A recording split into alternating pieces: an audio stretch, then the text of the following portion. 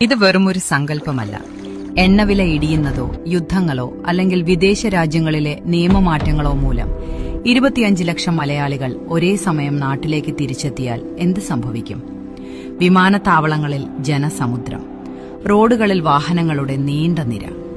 കേരളത്തിന്റെ സമ്പദ്വ്യവസ്ഥയുടെ നട്ടെല്ല് എന്ന് നമ്മൾ വിളിക്കുന്ന ആ പ്രവാസി മടക്കം സത്യമായാൽ ഈ കൊച്ചു കേരളം അതിജീവിക്കുമോ, അതോ തകർന്നു തരിപ്പണമാകുമോ? കേരളത്തിലെ ബാങ്ക് നിക്ഷേപത്തിന്റെ വലിയൊരു പങ്ക്, ഏകദേശം 2.3 ലക്ഷം കോടി രൂപ പ്രവാസികളുടേതാണ്. ഇത്രയും പേർ ഒന്നിച്ചു മടങ്ങിയെത്തി ഈ പണം പിൻവലിച്ചാൽ കേരളത്തിലെ ബാങ്കിംഗ് സിസ്റ്റം തകരും.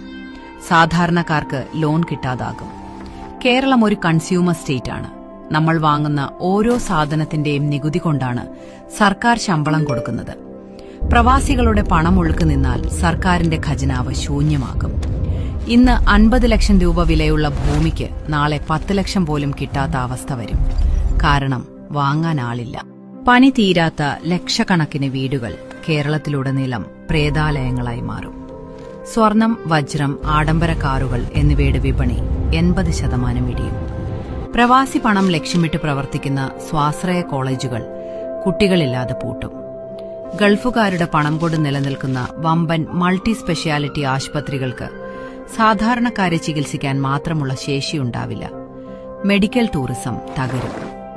നിലവിൽ നാട്ടിലുള്ളവരും തിരിച്ചുവന്നവരും തമ്മിൽ ഓരോ ചെറിയ ജോലിക്ക് വേണ്ടി മത്സരിക്കും. ഇത് കൂലി കുറയാൻ കാരണമാകും. അതോടെ അന്യസംസ്ഥാന തൊഴിലാളികൾ കേരളം വിടുന്നത് ശുചീകരണ, നിർമ്മാണ മേഖലകളെ നിശ്ചലമാക്കും.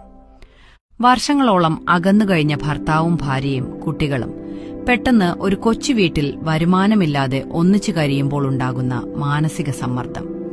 വിവാഹമോചനങ്ങളും ആത്മഹത്യകളും വർദ്ധിക്കാൻ സാധ്യതയുണ്ട്. പട്ടിണിയും തൊഴിലില്ലായ്മയും കൂടുമ്പോൾ സ്വാഭാവികമായും മോഷണങ്ങളും പിടിച്ചുപറിയും വർദ്ധിക്കാം.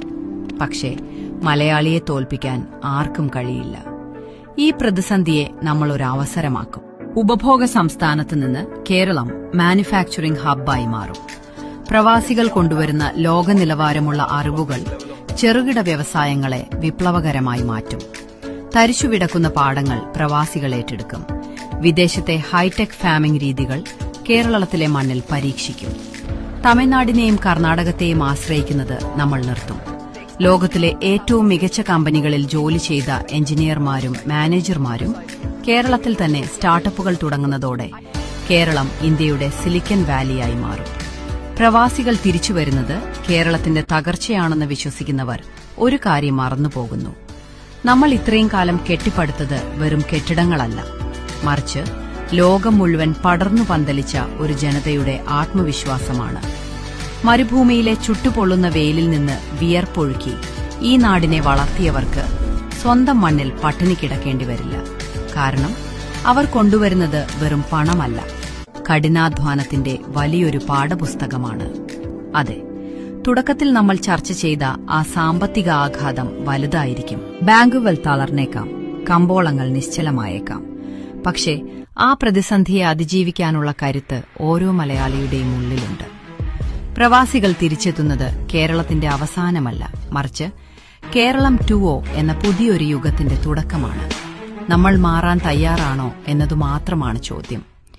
ഈ വീഡിയോ നിങ്ങളുടെ പ്രവാസികളായ സുഹൃത്തുക്കൾക്കും കുടുംബാംഗങ്ങൾക്കും ഒന്ന് ഷെയർ ചെയ്യുക. അവരുടെ അഭിപ്രായങ്ങൾ അറിയാൻ നമുക്ക് താൽപര്യമുണ്ട്. നിങ്ങളുടെ വിലയേറിയ കമന്റുകൾ താഴെ രേഖപ്പെടുത്തുമല്ലോ. ഫേസ്ബുക്ക് ഇതുവരെ ഫോളോ ചെയ്തിട്ടില്ലെങ്കിൽ ഇപ്പോൾ തന്നെ ചെയ്യുക. മറ്റൊരു ഇൻട്രസ്റ്റിംഗ് വിഷയവുമായി വീണ്ടും കാണാം. അതുവരേക്കും